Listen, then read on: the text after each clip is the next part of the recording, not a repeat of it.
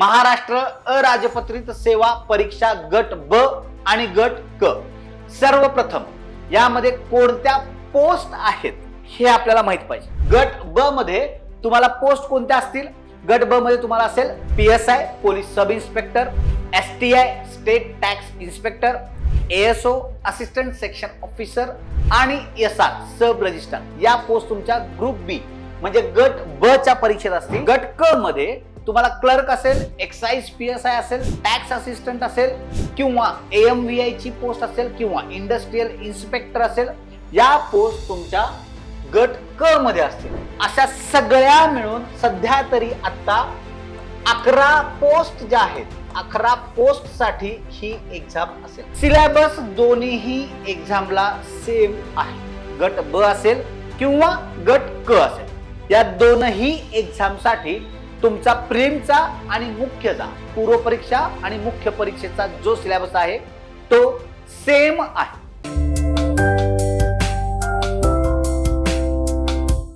Good evening friends, चलो the officer YPM your personal mentor, तुमचा वैयक्तिक मार्गदर्शक, या आपल्या चॅनलवरती तुमच्या सगळ्यांचं मी प्रशांतचं सहर्ष स्वागत करतो।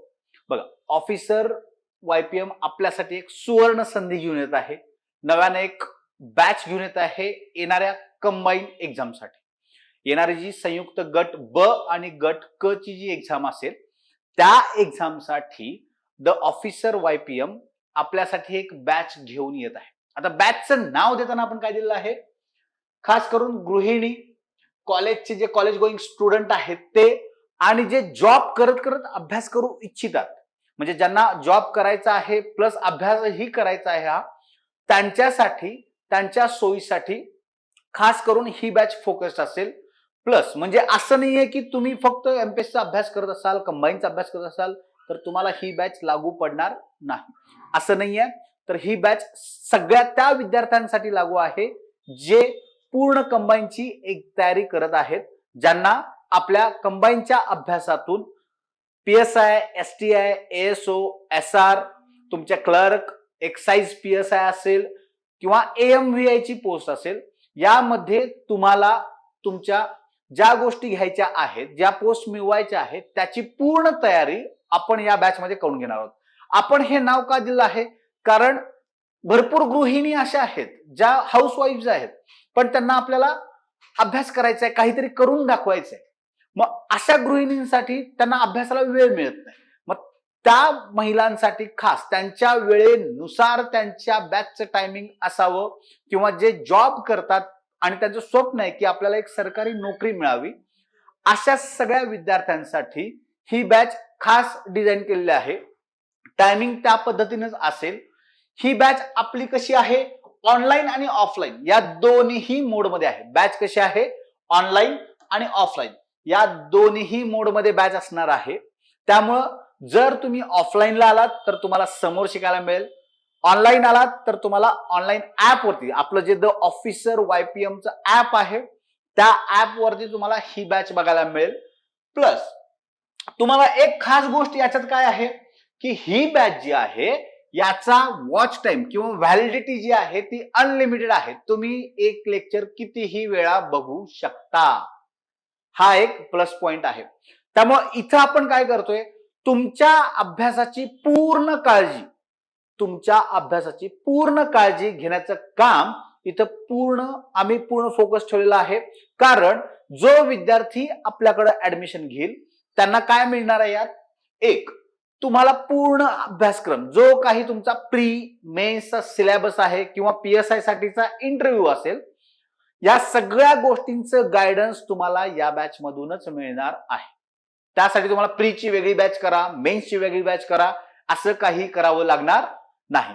सर्व विषयांची एकदम परफेक्ट तयारी करून घेण्याचं काम इथं आम्ही तुमच्याकडून करून घेणार आहोत, ठीक आहे? त्याच्यानंतर तुम्हाला इथं काय मिळणार आहे? Personal mentoring.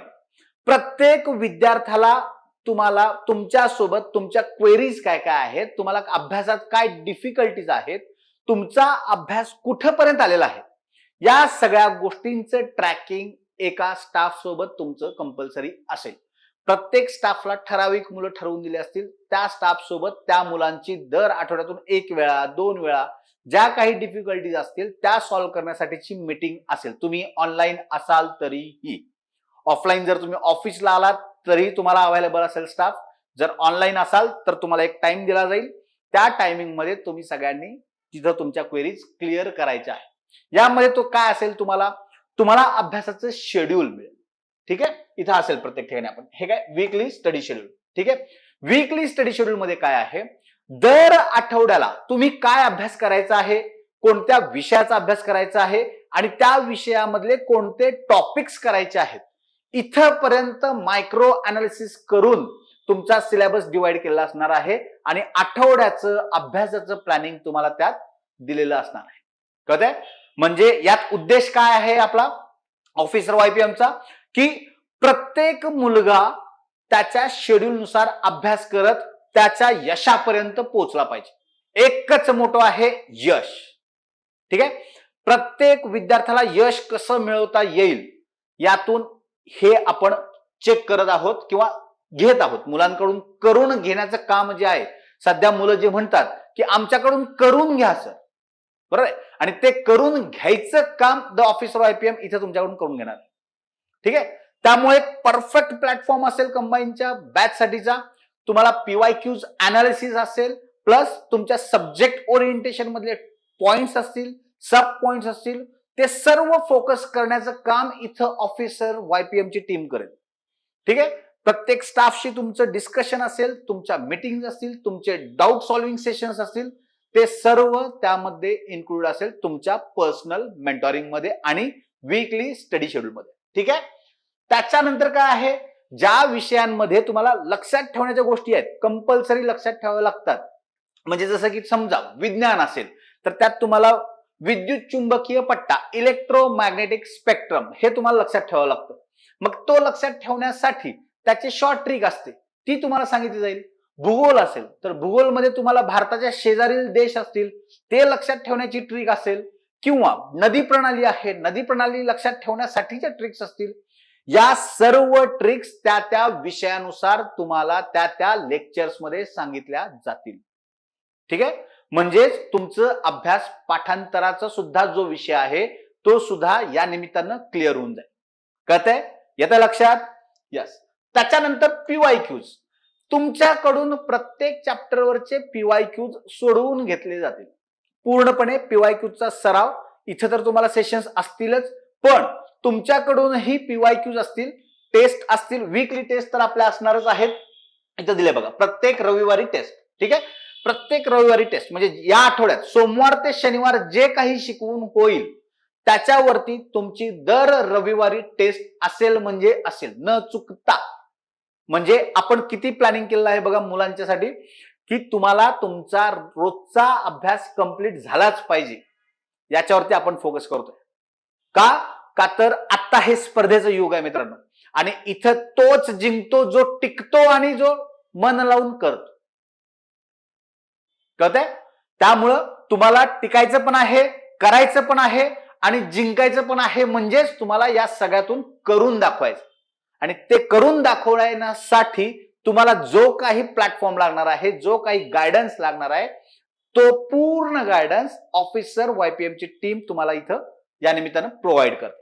ठीक आहे, त्याच्यानंतर तुम्हाला प्रिंटेड नोट्स मिळतील. प्रत्येक विषयाच्या चॅप्टरनुसार जसं चॅप्टर शिकवत होऊन जाईल तस तसं तुम्हाला त्या विषयाच्या प्रिंटेड नोट्स देण्याचं काम इथं असेल. प्रत्येक विषयाच्या नोट्स तुम्हाला मिळतील. टेस्ट तर दर रविवारी असणारच आहे. त्या टेस्टचं अनालिसिस असेल किंवा एक्सप्लेनेशन असेल तेही तुम्हाला घेण्यात येईल, जेणेकरून तुमचे डाऊट्स तिथल्या तिथं क्लिअर होतील. आणि हे पूर्ण आपण करून घेणार आहोत तुमच्या या शेड्यूलनुसार. ठीक आहे, दुसरा हा एक महत्वाचा मुद्दा आहे ग्रामीण भागातील गरजू विद्यार्थ्यांसाठी. म्हणजे आता हा पॉइंट काय आहे बघा, हा एक इंटरेस्टिंग पॉइंट आहे. ग्रामीण भागात असे भरपूर मुलं आहेत ज्यांना खूप इच्छा आहे किंवा जे खूप मेहनत करतात किंवा ज्यांना अभ्यास करायची खूप इच्छा आहे, पण पैशांची अडचण असल्यामुळे, म्हणजे पुण्यात येऊन राहणं, तो खर्च करणं, तो पॉसिबल नसल्यामुळे त्या मुलांची स्वप्न अपुरी असतात. आणि त्या मुलांच्या स्वप्नांना पंख देण्याचं काम या निमित्तानं आपण करणार आहोत, कारण आपण बॅचची फीस सुद्धा एकदम माफक ठेवलेली. ठीक आहे. यात एक प्लस पॉइंट आहे, ही बॅच आपण चालू करतोय कधी? 27 जानेवारी. ठीक आहे. 27 जानेवारी पासून बॅच चालू होतीये, पण त्याच्या आदल्या दिवशी काय आहे? आपला गणराज्य दिन आहे, राईट? त्यामुळं त्या गणराज्य दिन 26 जानेवारी निमित्त आपण या बॅच वरती तुम्हाला 26% डिस्काउंट देणार आहोत. किती देणार आहोत? 26%. 26 जानेवारी निमित्त 26% डिस्काउंट तुम्हाला या बॅच वरती मिळेल. जी काही फीस असेल आपली ऑनलाईनची 10,000 वगैरे असेल प्लस जीएसटी, त्यात तुम्हाला 26% डिस्काउंट कंपल्सरी मिळेल. ही बॅच तुम्हाला ऑफलाईन करायची असेल तर तुम्ही ऑफलाईन ही येऊ शकता. ज्या विद्यार्थी ऑफलाईन करतायत त्यांना नंतर रिव्हिजनसाठी ऍक्सेस पाहिजे असेल तर आपण तो ऍक्सेस ही देणार आहोत बॅचचा पूर्ण, का तर त्यांची रिव्हिजन व्हावी म्हणून. ठीक आहे. ऑनलाईन मुलांचा तर काय प्रश्नच नाहीये, तुम्हाला अनलिमिटेड वॉच टाइम आहे. बॅच जोपर्यंत आहे तोपर्यंत तुम्हाला अनलिमिटेड वॉच टाइम आहे. त्यामुळे तुम्ही तुमची रिव्हिजन अगदी व्यवस्थितरित्या करू शकता बरं का. त्यामुळे लक्षात घ्या, आपण पूर्ण स्टुडंट म्हणजे तुम्ही जे विद्यार्थी आहात ज्यांना अभ्यास करायचा आहे त्यांना फोकस ठेवून आपण बॅचची रचना केलेली आहे, हे लक्षात घ्या.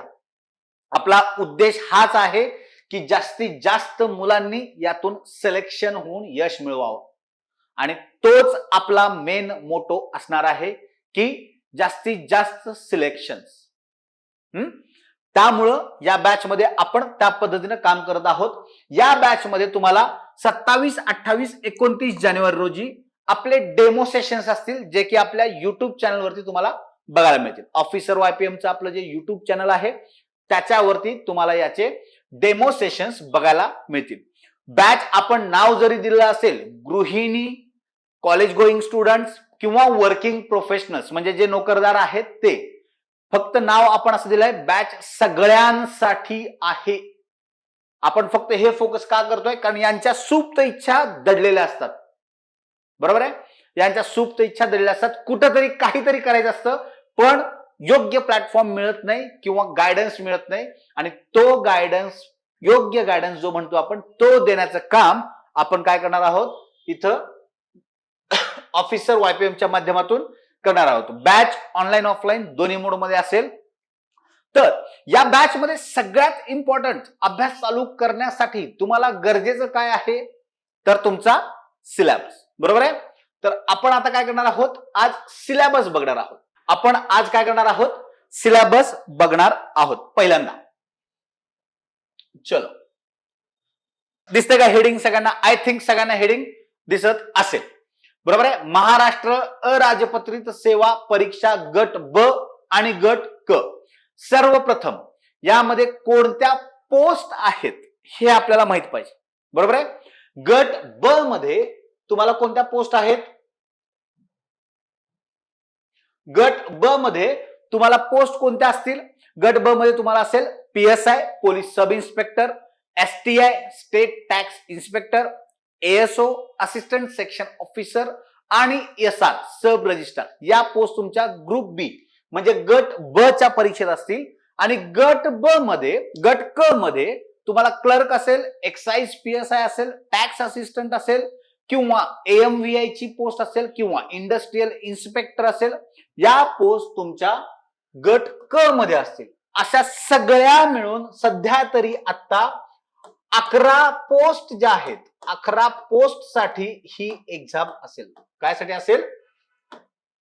11 पोस्ट साठी ही एक्झाम असेल. 11 पोस्ट कंपल्सरी यात असतात. गट ब मध्ये 4 पोस्ट, गट क मध्ये 7 पोस्ट आहे.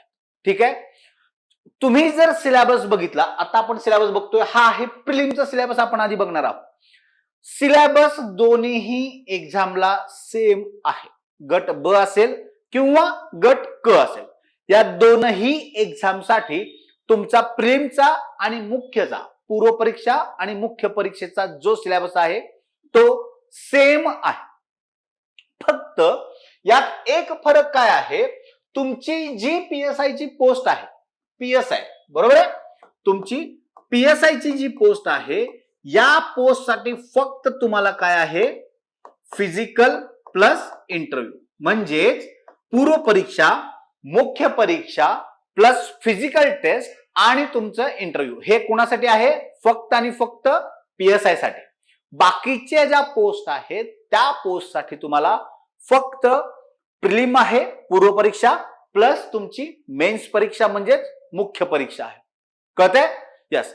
तुम्हाला जर आधी सिलेबस नाही कळाला तर तुमचा अभ्यास करून काही उपयोग नाही. म्हणून आपण आज सुरुवात कशाने करतो ओरिएंटेशनला, सिलेबस. कळतंय?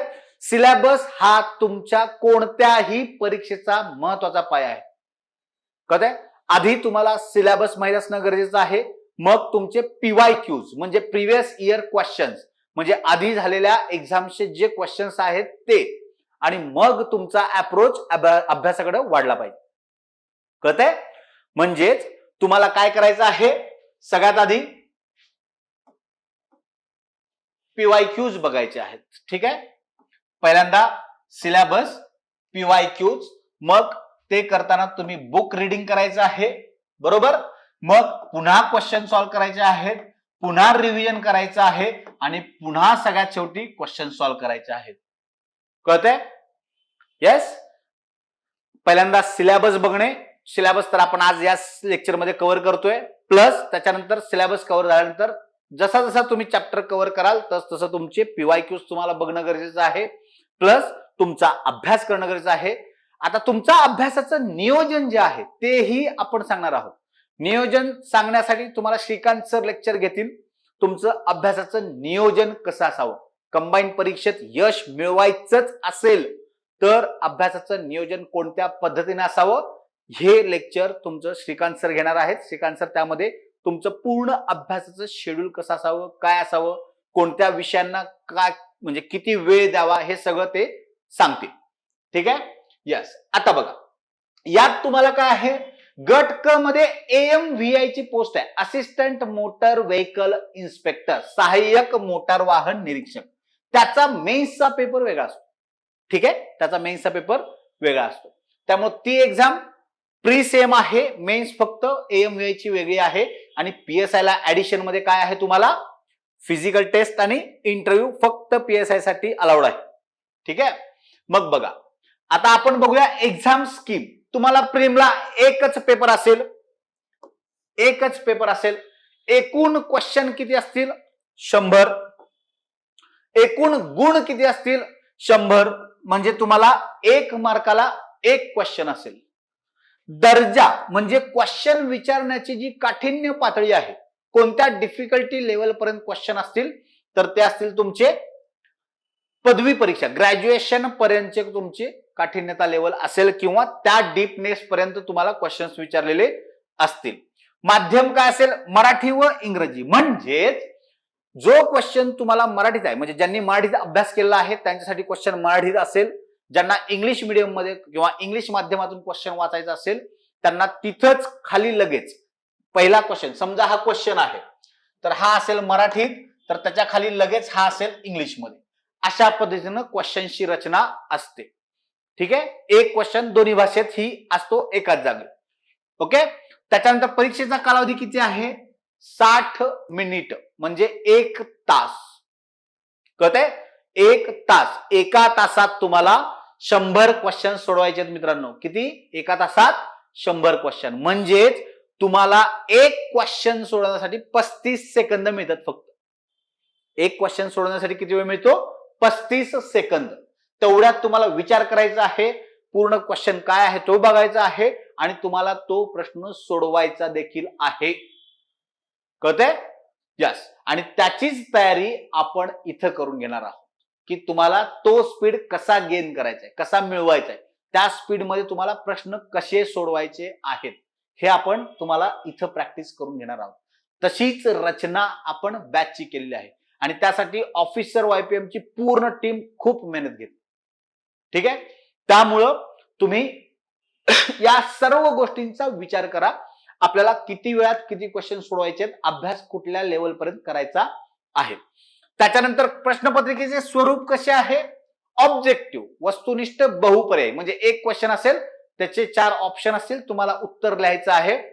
आणि आत्ताच OMR जी पद्धत बदललेली आहे त्यामध्ये 4 जे गोळे सर्कल करायचे आहेत त्याच्याऐवजी एक 5वा सर्कल असेल. जर तुम्हाला उत्तर येत नसेल तर तुम्ही ब्लँक सोडायचं नाही.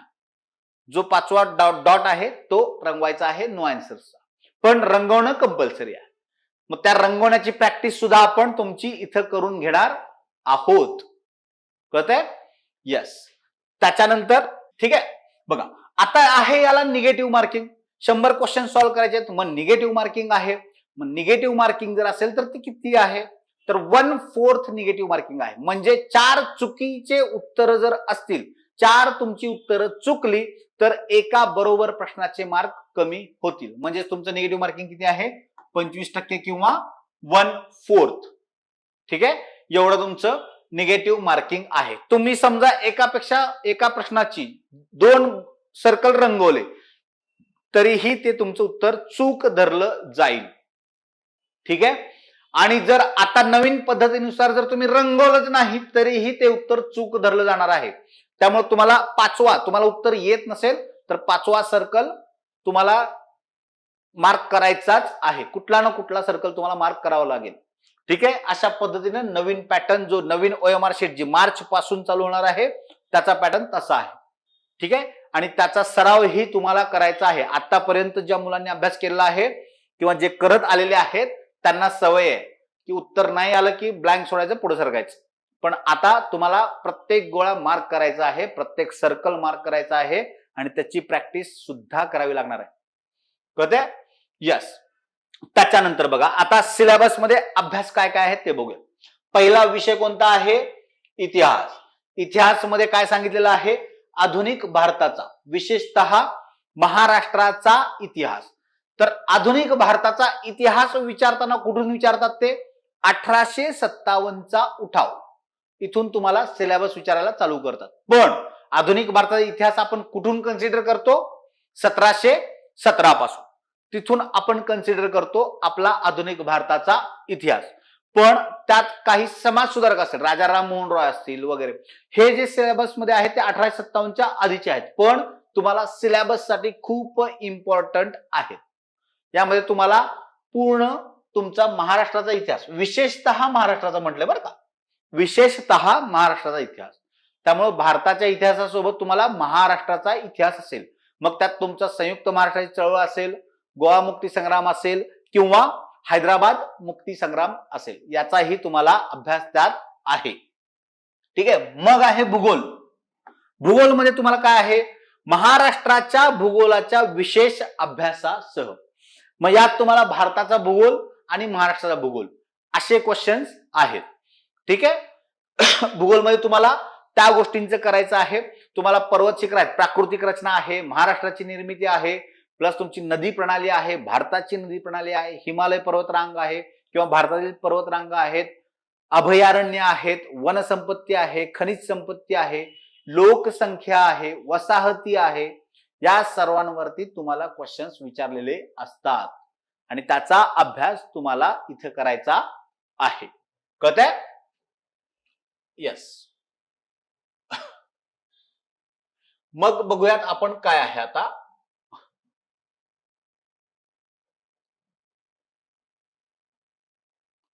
यस, सगळ्यांना दिसत असेल. मग आहे तुम्हाला अर्थव्यवस्था. यात काय आहे, तुम्हाला भारतीय अर्थव्यवस्था सांगितलंय आणि शासकीय अर्थव्यवस्था. म्हणजेच तुम्हाला यात पहिल्यांदा काय बघायचं आहे, राष्ट्रीय उत्पन्न काय आहे, शेती काय आहे, उद्योग काय आहेत, त्यानंतर दारिद्र्य, बेरोजगारी, पैसा, चलनवाढ, बँकिंग सिस्टीम, या सगळ्या गोष्टी तुम्हाला अर्थव्यवस्थामध्ये बघायच्या आहेत किंवा पंचवार्षिक योजना सुद्धा त्यात बघायच्या आहेत. आणि शासकीय अर्थव्यवस्थामध्ये काय आहे, अर्थसंकल्पातल्या सगळ्या गोष्टी, अर्थसंकल्पाचे प्रकार बघायचे आहेत, कशा पद्धतीनं मांडला जातो, आधी कुठं मांडला जातो, प्लस त्याचं लेखा आहे, लेखा परीक्षण आहे, या सगळ्या गोष्टी ज्या आहेत, प्लस अनुदानाच्या मागण्या असतील, कटौती प्रस्ताव असतील किंवा प्रस्तावाचे प्रकार जे आहेत ते असतील, हे सर्व तुम्हाला कुठं बघायचं आहे, अर्थव्यवस्था आणि शासकीय अर्थव्यवस्थामध्ये बघायचा आहे. ठीक आहे. मग आहे तुम्हाला चालू घडामोडी. सगळ्यात इम्पॉर्टंट रोल प्ले करतो चालू घडामोडी. ठीक आहे, स्टॅटिक डेटा आहे, फॅक्च्युअल डेटा आहे, नवीन डेटा अपडेट होत असतो, तो तुमच्या जीएसशी तुम्हाला रिलेट करायचा आहे आणि मग त्याचा अभ्यास करायचा आहे. ठीक आहे, वास्ट एरिया आहे, भरपूर वाचावं तितकं कमी आहे. वाचाल तर वाचाल एकदम लागू पडेल बरं काही. वाचाल तर वाचाल, तुम्ही जेवढाही अभ्यास कराल तिथं तुम्हाला कमीच आहे. त्यामुळे किती वाचायचं आहे, कुठून वाचायचं आहे, कसं वाचायचं आहे आणि कसं लक्षात ठेवायचं आहे, याची सगळी तयारी आपण तुमची या बॅच मध्ये करून घेणार आहोत. त्यामुळे तुम्ही बिलकुल निश्चिंत राहा.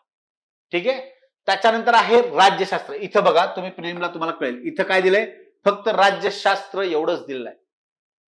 ठीक आहे, मग राज्यशास्त्रामध्ये तुम्हाला संविधान निर्मिती असेल, भारतीय राज्य असेल, राज्य निर्मिती असेल, नागरिकत्व असेल, तुमचे मूलभूत हक्क, मार्गदर्शक तत्वे, मूलभूत कर्तव्ये, प्लस तुमची संसद, राष्ट्रपती, उपराष्ट्रपती, पंतप्रधान, मुख्यमंत्री, राज्य विधिमंडळ, न्याय व्यवस्था, पंचायत राज, प्लस तुमचे घटनात्मक आयोग जे असतात ते, किंवा तुमचे कायद्यानं प्रस्थापित झालेल्या संस्था असतील त्या, या सगळ्यांचा अभ्यास तुम्हाला इथं करायचा आहे.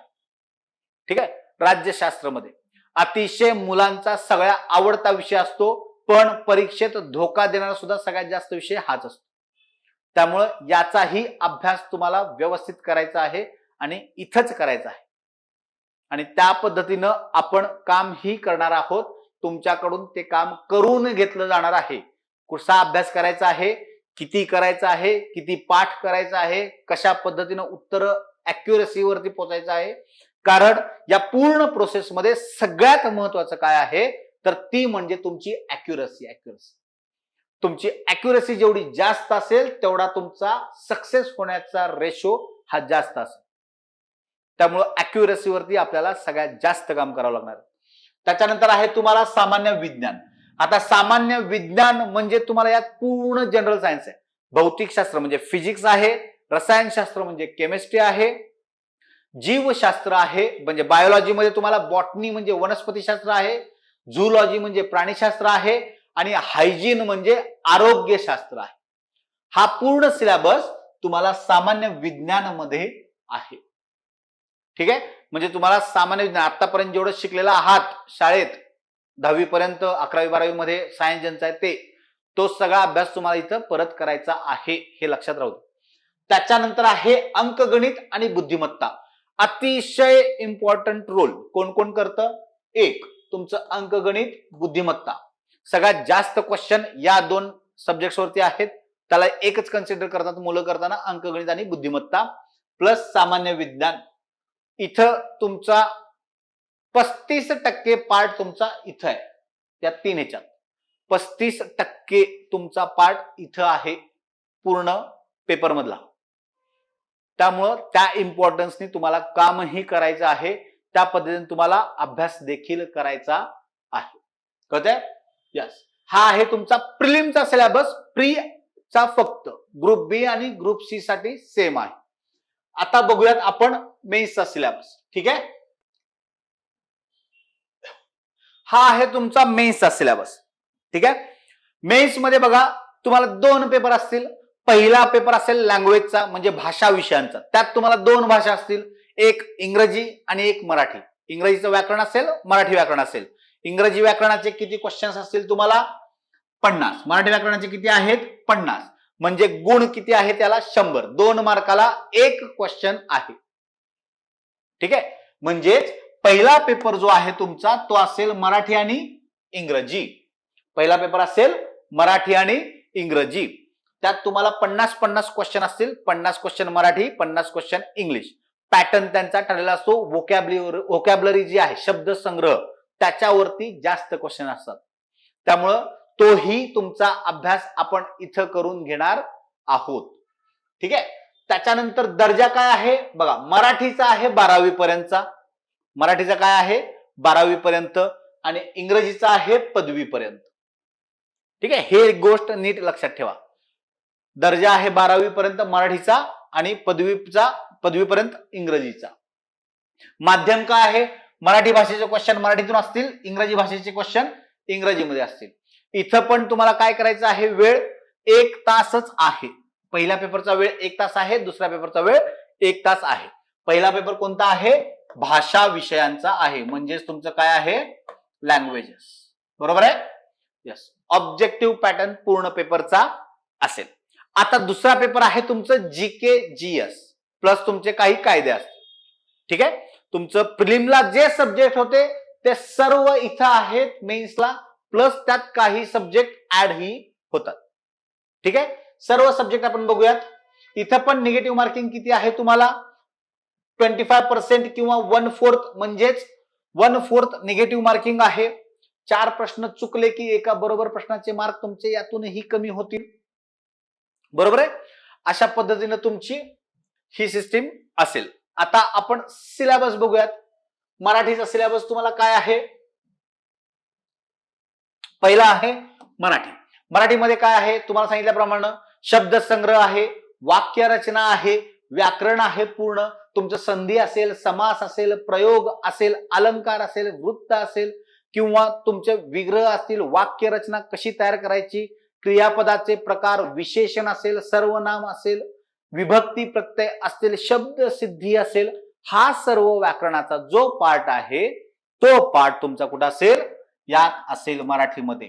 प्लस म्हणी व वाक्प्रचार आणि एक उतारा असतो, त्याच्यावरती 5 प्रश्न असतात. कळतंय? सेम पॅटर्न, सेम स्ट्रक्चर तुमचं इंग्लिश साठी आहे. ठीक आहे? इंग्लिश साठीही तुम्हाला सेम स्ट्रक्चर, सेम पॅटर्न आहे. क्वेश्चन 50च आहेत. मराठीचे 50, इंग्लिशचे 50. बरोबर आहे? म्हणजे 100 मार्काचा तुमचा हा पेपर क्रमांक 1 असेल. पेपर क्रमांक 1 असेल. त्याच्यानंतर पेपर क्रमांक 2 मध्ये काय आहे? बुद्धिमापन व आकलन. ठीक आहे? बुद्धिमापन व आकलन. इथं तुमची बुद्धिमत्ता चाचणीचा पूर्ण सब्जेक्ट असेल, प्लस इथं चालू घडामोडी आहे, प्लस इथं तुम्हाला अंकगणित आहे. बरोबर? त्याच्यानंतर इथं तुम्हाला एक नवीन ऍड झालेला आहे, माहितीचा अधिकार अधिनियम आणि महाराष्ट्र लोकसेवा हक्क अधिनियम. त्याला आपण RTI, right to information, RTI आणि RTS, right to service act, RTS असं म्हणतो. ठीक आहे? 3 क्वेश्चन याच्यावरती असतात, 2 माहिती अधिकारावरती आणि 1 लोकसेवा हक्क अधिनियम वरती असतो. अशा पद्धतीने 3 क्वेश्चन साठी हा सेक्शन असतो. ठीक आहे? हा क्वेश्चन, हा पॅटर्न एकदम सोपा आहे. म्हणजे इथं कायदे जरी म्हटलं असेल त्याला, पण त्याची प्रश्न टॅकल करताना तुम्हाला कसे करायचे हे शिकवलं जाईल. एकदम सोप्या पद्धतीने तुमचे तिथले सगळे मार्क्स तुम्हाला मिळवून देण्याचं काम केलं जाईल.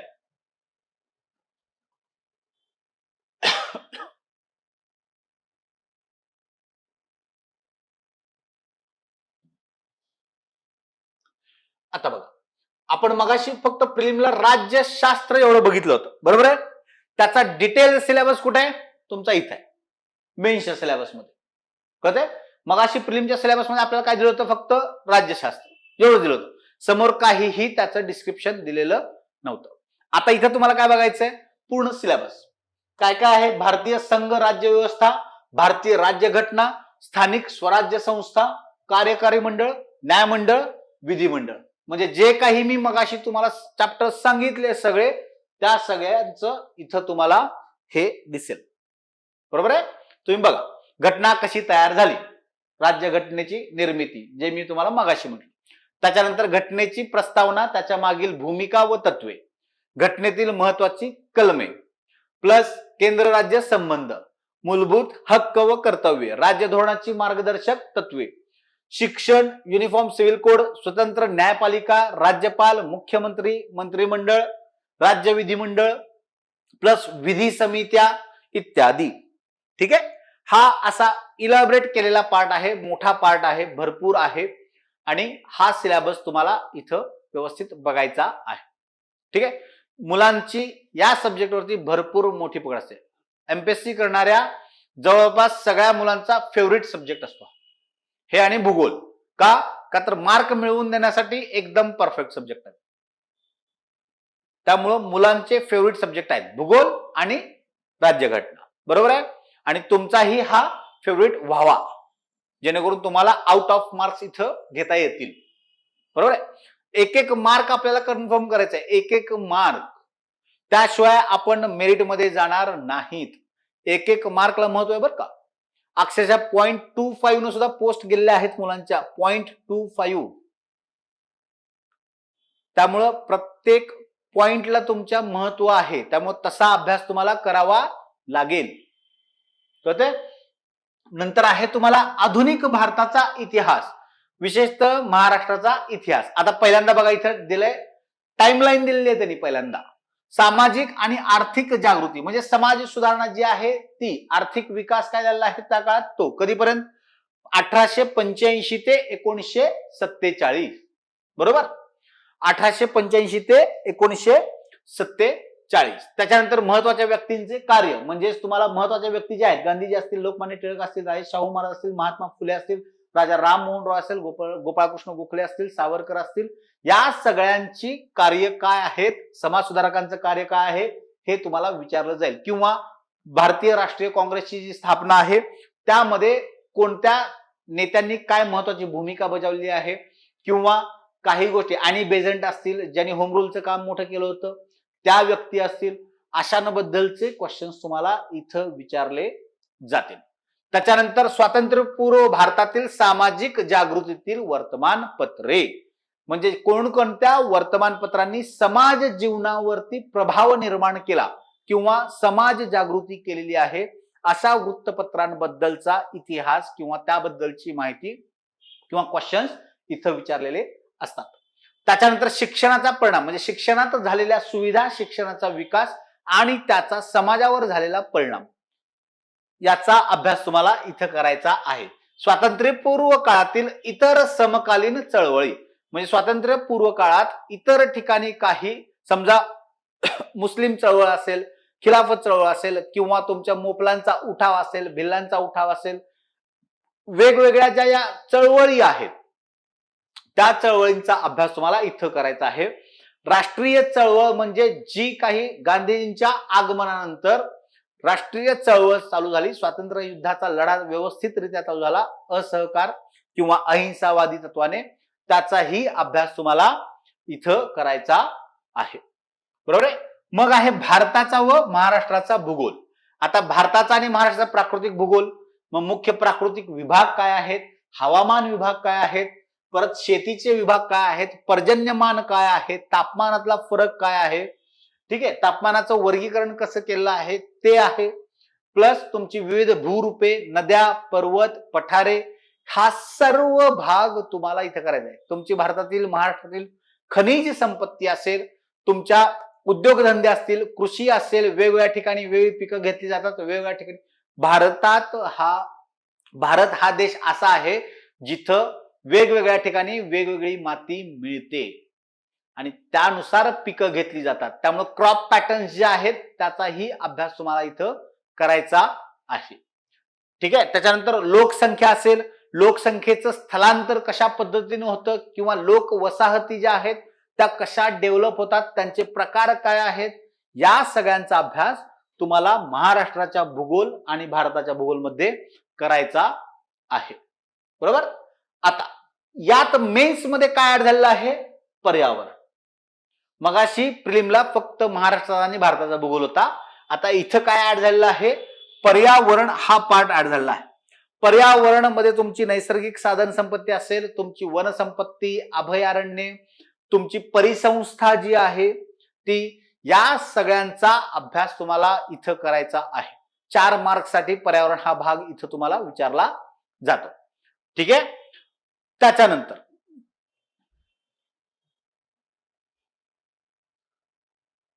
आता बघा, आता थोडासा इथं चेंज आहे.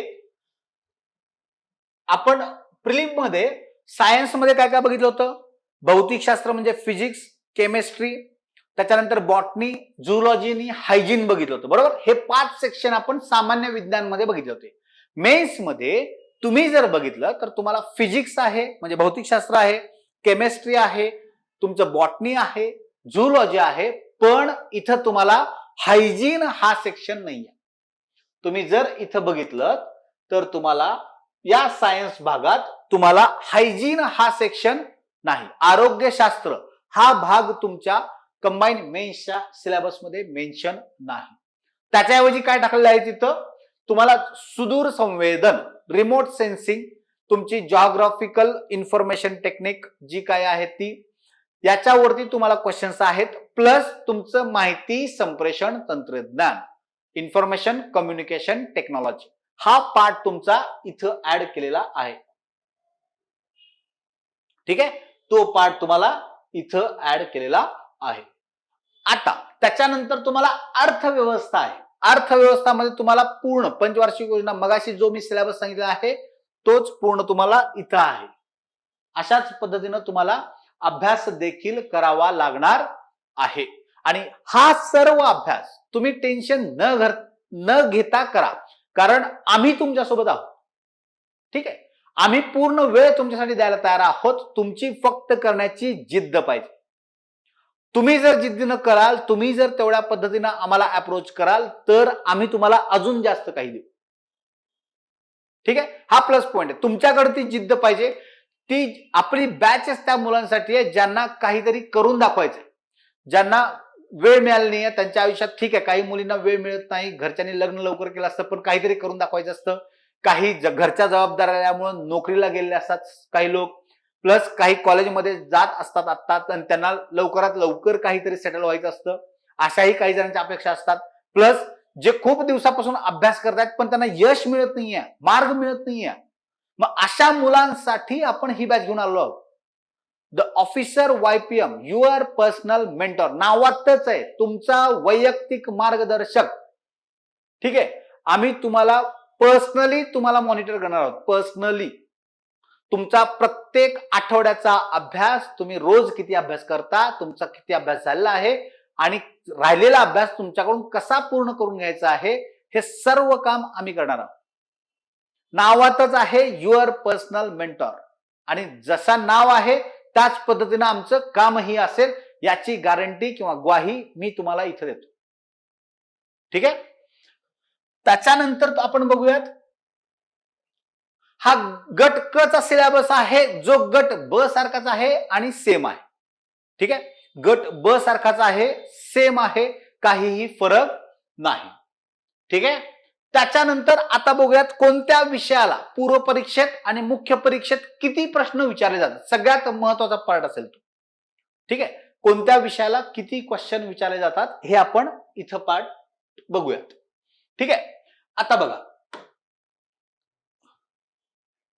पहिल्यांदा आपण बघितलं इतिहास. सिलेबस नुसारच सब्जेक्टची मांडणी मी केलेली आहे, त्यामुळे तुम्ही त्यात कन्फ्युजन होऊ नका. इतिहासला किती क्वेश्चन आहेत? 10. इतिहासला 10 क्वेश्चन्स विचारले जातात प्रिलिमसाठी. आपण हा सिलेबस बघतोय, तो बघतोय फक्त आणि फक्त पूर्व परीक्षेसाठी, गट ब आणि गट क च्या परीक्षांसाठी. ठीक आहे, इतिहाससाठी 10 प्रश्न आहेत, भूगोलसाठी तुम्हाला 10 प्रश्न आहेत. 5 प्रश्न महाराष्ट्राच्या इतिहासावर असतील, 5 प्रश्न भारताच्या भूगोलावरती असतील. ठीक आहे, त्याच्यानंतर भारतीय अर्थव्यवस्था 15 क्वेश्चन असतील. चालू घडामोडीवरती तुम्हाला 15 क्वेश्चन्स असतील. राज्यशास्त्र म्हणजे पॉलिटीवरती तुम्हाला 15 क्वेश्चन्स असतील. प्लस सामान्य विज्ञानमध्ये तुम्हाला जे सेक्शन्स दिलेले आहेत, फिजिक्स, केमिस्ट्री, बॉटनी, झूलॉजी आणि हायजीन, 5 सेक्शन्स आहेत. प्रत्येक सेक्शन वरती 3 क्वेश्चन्स असतात. असे सगळे मिळून तुम्हाला 15 क्वेश्चन्स तिथं आहेत. बरोबर आहे.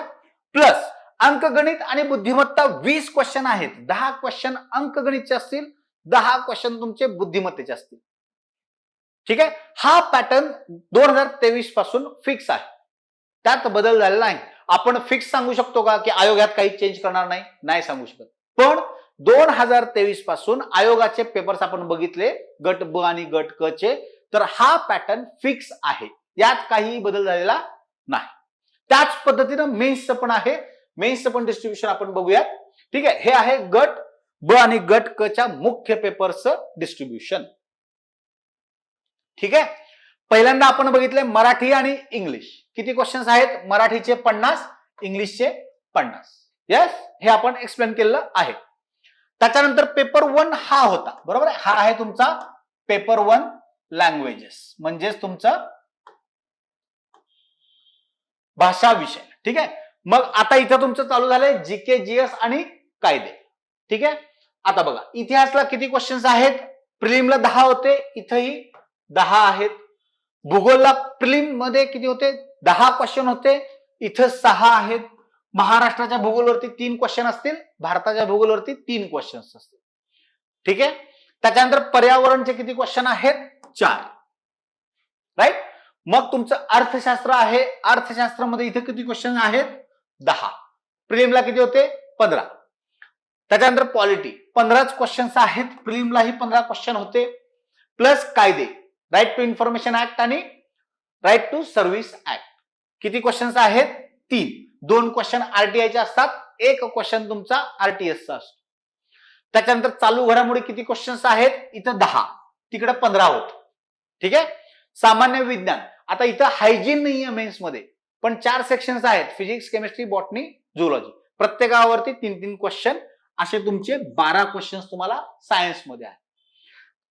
रिमोट सेन्सिंग आणि तुमचं आयसीटी, इन्फॉर्मेशन कम्युनिकेशन टेक्नॉलॉजी, याच्यावरती 4 क्वेश्चन असतात. रिमोट सेन्सिंग वरती 4 आणि आयसीटी वरती 4, असे हे 8 क्वेश्चन. म्हणजे तुमचा सायन्स आणि टेकचा मेन्सचा जो भाग आहे तो आहे 20 मार्क्सचा. प्रिलिमला आहे 15 मार्क्स सायन्सचे, प्लस अंकगणित, बुद्धिमत्ता दोन्ही मिळून 22 क्वेश्चन असतात. 11-11. ठीक आहे. 22 क्वेश्चन्स म्हणजे प्रिलिमला 20 क्वेश्चन, मेन्सला 22 क्वेश्चन. म्हणजेच हे 2 सब्जेक्ट तुम्हाला खूप नीट करावे लागतील. तुमचा स्कोर, प्रत्येक विषयाला समान न्याय तुम्हाला द्यायचा आहे. प्रत्येक विषयाला समान न्याय द्यायचा आहे. प्रत्येक विषयाचा अभ्यास योग्य पद्धतीने करायचा आहे आणि अॅक्युरसी वाढवून आपले स्कोर्स आपल्याला वाढवायचे आहे. बरोबर आहे. ही बॅच म्हणूनच आपण एक योग्य, तुम्हाला घरी बसून तुमच्या कमी वेळेत तुमचं जास्तीत जास्त आउटपुट मिळावा हा उद्देश घेऊन the officer YPM he batch घेऊन आलेली आहे. बॅच चालू होतीये आपली 27 जानेवारी पासून. पुन्हा एकदा सांगतोय, बॅच चालू होईल आपली 27 जानेवारी पासून. त्यामुळं या बॅच वरती आपण डिस्काउंट देतोय 26%. तुमचा पूर्ण अभ्यासाची जबाबदारी द ऑफिसर YPM ची असेल. तुमच्याकडून अभ्यास करून घेणं, तुम्हाला अभ्यासाचं शेड्यूल दर आठवड्याला देणं, त्याच्यावरती टेस्ट घेणं, प्लस तुमचे डाऊट सॉल्व्हिंग करणं, तुमच्या अभ्यासाचं ट्रॅक रेकॉर्ड ठेवणं, या सगळ्या गोष्टी द ऑफिसर YPM नक्की करेल आणि करेल आणि करेलच. कळतंय? या सगळ्या गोष्टींचा विचार करून बॅच जॉईन करा. तुम्हाला सक्सेस मिळवायचा आहे. आपल्याला गर्दीचा भाग व्हायचं नाही आहे, एवढं लक्षात ठेवा. गर्दीचा भाग होऊ नका. गर्दीचा भाग होण्यासाठी आपण इथं येत नाही. तुम्हाला जर सक्सेस व्हायचं असेल, ही मनात तुमच्या जिद्द असेल ना, तर ही बॅच नक्की जॉईन करा. तुमची तयारी आहे, आमची त्याच्यापेक्षा जास्त तयारी आहे तुमच्याकडून करून घेण्याची. ठीक आहे. त्यामुळे बिंदास तुम्ही या गोष्टी करा. 27, 28, 29 3 दिवस डेमो सेशन्स असतील आपल्या युट्यूब चॅनलवरती. प्लस तुमचा पूर्ण बॅचचं शेड्यूल त्या पद्धतीने सांगितलं जाईल. प्लस इथून पुढचे जे लेक्चर्स असतील त्यात तुमचं अभ्यासाचं नियोजन असेल. तुमच्या बाकीच्या गोष्टी ज्या आहेत, किती पात्रता लागते, काय लागते, या सगळ्या गोष्टी आपण इथं याच्यानंतरच्या लेक्चर्समध्ये डिस्कस करणार आहोत. आतापुरतं एवढंच. पण या गोष्टीचा नक्की विचार करा. तुम्ही जर घरी बसून अभ्यास करत असाल, तुम्हाला जर काही करून दाखवायची तुमच्या धमक आहे, तुम्हाला करायचंच आहे, तर तुम्ही YPM ऑफिसर YPM ची ही बॅच नक्की जॉईन करा. चालू होतीये बॅच 26 जानेवारी पासून. भेटूयात पुढच्या लेक्चरला. धन्यवाद. Thanks for watching. If you found this video valuable, don't forget to like, share and subscribe our channel. The Officer, your personal mentor.